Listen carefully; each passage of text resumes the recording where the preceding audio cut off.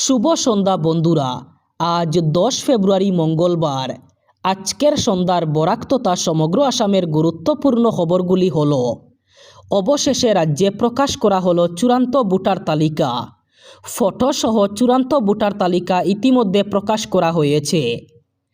আজ মঙ্গলবার দুপুর 1টায় প্রকাশ করা হয়েছে এই চূড়ান্ত ভোটার তালিকা। এই চূড়ান্ত ভোটার তালিকার ভিত্তিতেই অনুষ্ঠিত হবে 26এর বিধানসভা নির্বাচন। কিভাবে চূড়ান্ত ভোটার তালিকায় নিজের নাম চেক করবেন তাও জানিয়ে দেওয়া হয়েছে। ইতিমধ্যে বেশ কয়েকটি ওয়েবসাইটে প্রকাশ করা হয়েছে ভোটার তালিকা। voters.eci.gov.in উপলব্ধ করা হয়েছে ভোটার তালিকা। ceo.assam.nic.in উপলব্ধ করা হয়েছে ভোটার তালিকা। শিক্ষা বিভাগের অজস্র নির্দেশনার পর মেট্রিক পরীক্ষায় অঘটন। রাজ্যে মেট্রিক পরীক্ষা শুরুর প্রথম দিনেই অঘটন ঘটল শিপাজারের গরুকুটিতে।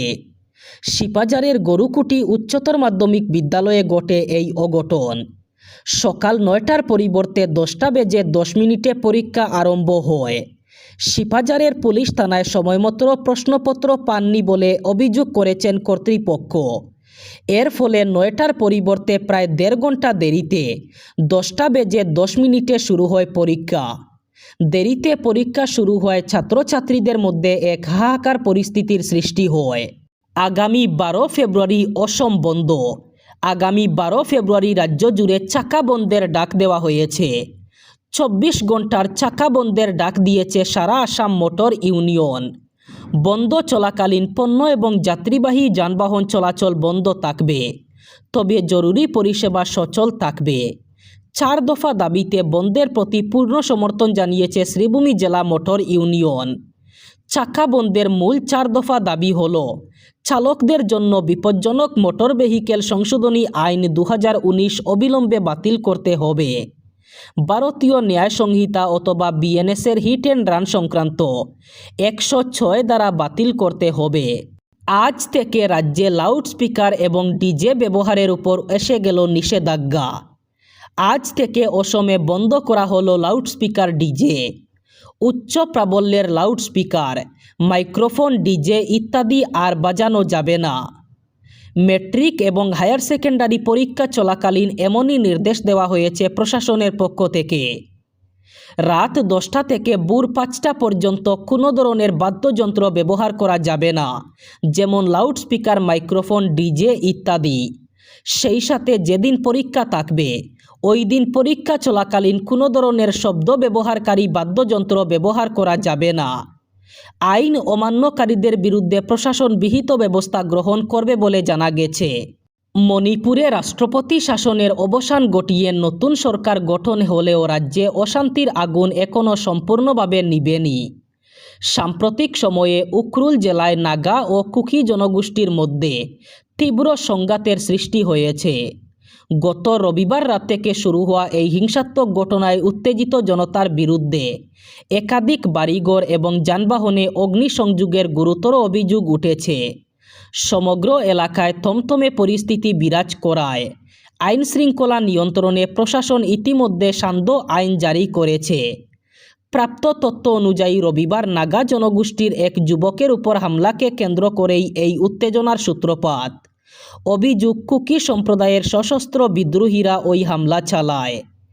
এরপরই দুই পক্ষের মধ্যে সংঘর্ষ বেঁধে যায় এবং পরিস্থিতি ক্রমশ ভয়ঙ্কর রূপ নেয়। উখরুল জেলার লিটন গ্রামে নিরাপত্তা বাহিনী মোতায়েন করা হয়েছে এবং উত্তেজিত জনতাকে ছত্রভঙ্গ করতে কাঁদানে গ্যাস নিক্ষেপ করতে হয়েছে। সূত্রের খবর, সংঘর্ষ চলাকালীন কয়েক দফা গুলি চালনার শব্দও শোনা গেছে। আসন ভাগাভাগির ফলে শ্রীভূমি জেলার দক্ষিণ করিমগঞ্জ আসনটি অসম জাতীয় পরিষদের দখলে যাওয়ার সম্ভাবনা দেখা দিচ্ছে। হুজাইয়ে দলের সভাপতি লুরিনজ্যোতি গগৈয়ের উপস্থিতিতে অনুষ্ঠিত একটি সভার পর এমন সম্ভাবনার কথা জানা গেছে। সংগঠনের শ্রীভূমি জেলা কমিটির সাধারণ সম্পাদক আবদুল্লাহ আল মাহফুজ চৌধুরী জানান, দক্ষিণ করিমগঞ্জে প্রার্থী দেবে দল। এ নিয়ে কথা প্রায় পাকা হয়ে গেছে। এছাড়া হাইলাকান্দি জেলার আরেকটি আসনে দল প্রার্থী দেবে বলে তিনি জানান। জানা গেছে কংগ্রেসের সঙ্গে জুটে রয়েছে এজেপি। এর ফলে রাজ্যের বেশ কয়েকটি আসনে জোটসঙ্গী হিসাবে প্রার্থী দেবে দল। লুরিনজ্যোতি গগৈ নিজেও বিধানসভা নির্বাচনে প্রতিদ্বন্দ্বিতা করবেন।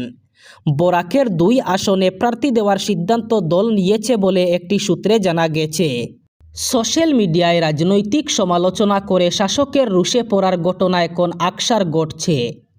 তখন একটি মামলায় তাৎপর্যপূর্ণ নির্দেশ দিয়েছে সুপ্রিম কোর্ট।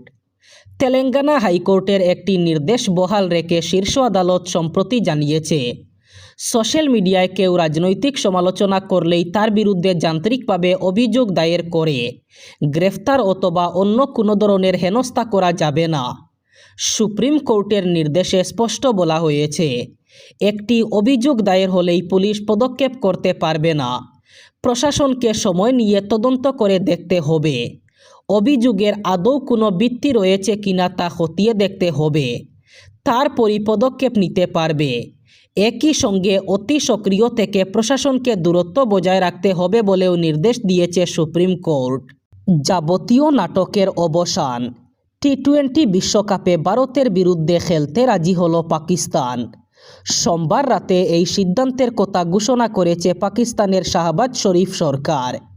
এদিন পাকিস্তানের প্রধানমন্ত্রীর সঙ্গে বৈঠক হয় সেদেশের ক্রিকেট বোর্ডের চেয়ারম্যান মহসিন নকবীর। বৈঠকের পর এই সিদ্ধান্তের কথা ঘোষণা করা হয়েছে। উল্লেখ্য, গত 1 ফেব্রুয়ারি পাকিস্তান সরকার ঘোষণা করেছিল, বিশ্বকাপে অংশ নিলেও ভারতের বিরুদ্ধে তারা মাঠে নামবে না।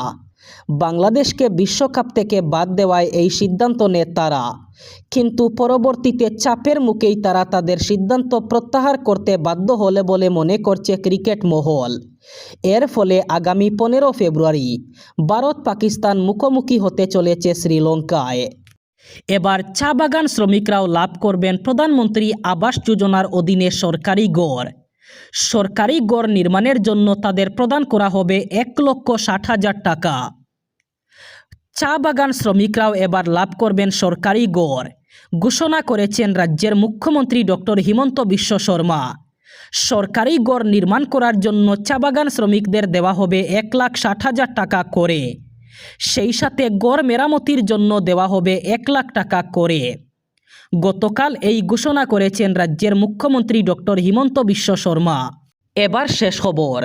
সমগ্র রাজ্যের সঙ্গে সঙ্গতি রেখে কাছাড় জেলার শিলচরে প্রশাসনের কড়া নিরাপত্তার মধ্য দিয়ে মাধ্যমিক পরীক্ষা শুরু হলো। মঙ্গলবার সকাল 8টা থেকে জেলার প্রত্যেকটি পরীক্ষা কেন্দ্রে সারিবদ্ধভাবে শান্তি শৃঙ্খলা বজায় রেখে প্রবেশ করেন পরীক্ষার্থীরা।